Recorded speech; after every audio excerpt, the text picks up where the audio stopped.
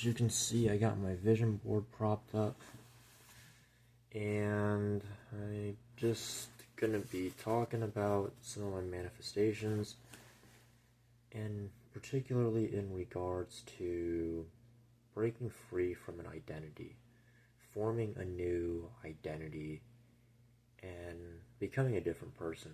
Because you can manifest all you want. You can say that, I manifest this, and you can manifest it, and, I have whatever. I have a lot of money. I have, I don't know what, like, physically attractive. But if you don't change that personality, if you don't change that person that you are, you're just going to end up falling back into the same things. And I can speak from experience because I remember,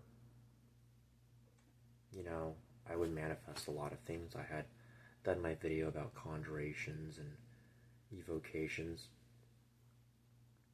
although this, kind of for this channel. And having done that, I realized that I am, that I did eventually kind of fall back into some things.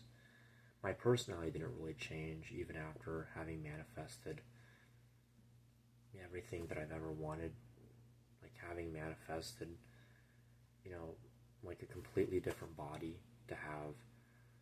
to be almost unrecognizable in my physical appearance, and to have more money than I could ever think of what to do with. I mean, I was wealthy. I had a lot of money. I had, a nice body.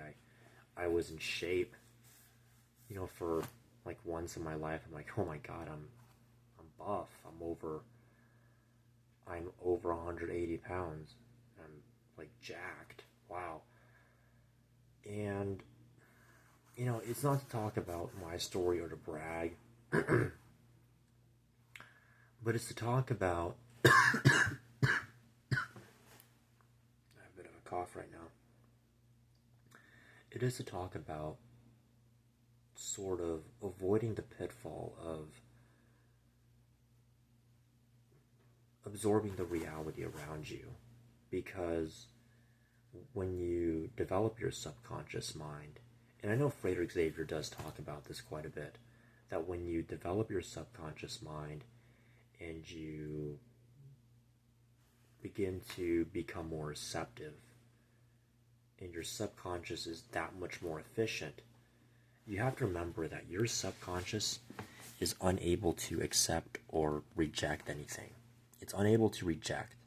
It takes whatever is given to it. It's just like water. It just absorbs whatever is there. So that can be salt, it can be shit, it can be literally anything.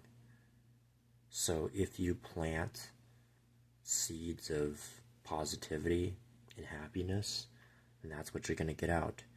If you plant seeds of hate and negativity and victimhood, then that's what you're going to get out. And I think I remember making some videos. I had actually just made a video about me, talking about how to do simple things on social media. That's like the bare minimum, is simply to just decide what you want to see and what you don't want to see. Because like social media is full of distractions, right? There's so many posts, and you go on YouTube and you see all these things featured. You see news channels and prank channels and whatever being featured. And I showed you a little hack that you can use to pretty much not even have them recommended to you, to just have them completely disappear from your feed. Of course, it doesn't always work. You're always going to get new stuff in there. And, there are things you can do about it. There are things you can do about the music you listen to, the movies you watch, the books you read, the clothes you wear. You can somewhat, I guess you can somewhat, decide the kind of people you hang out with. Of course, family is family, and they're always going to be there, and, they're going to act the way they do with you. And this can be particularly difficult if you are someone that, is in a abusive relationship or a manipulative relationship, or you've been one in a long time, that you can very well develop the personality of your abusers. You can very well become like your abusers and become an abuser yourself. I've heard that so many times, that a lot of people that are abusers and are manipulators were once in that position. One, because they've learned all the tricks in the book. They've pretty much learned every single trick, every manipulation tactic, every method in the book of the how-to. And then by that time, a lot of people, they don't even think of the why do, or what are they doing. They just do out of habit, because having experienced that it can become so ingrained in their mentality. So that'll be about it. Just a quick little, about 6-7 minute video. This might carry over into 7 minutes if I can think of some more things to say and put together in a coherent manner.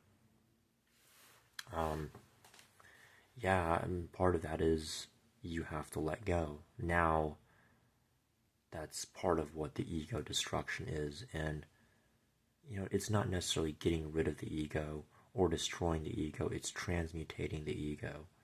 That's the main trick to all of this, is you don't necessarily have to get rid of or destroy what you don't want. The best thing to do is to transmutate what you don't want into what you do want. In fact, I'm actually going to show you a video, a little demonstration.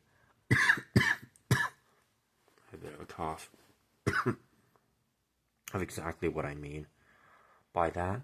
I can maybe pause the video and do something real quick.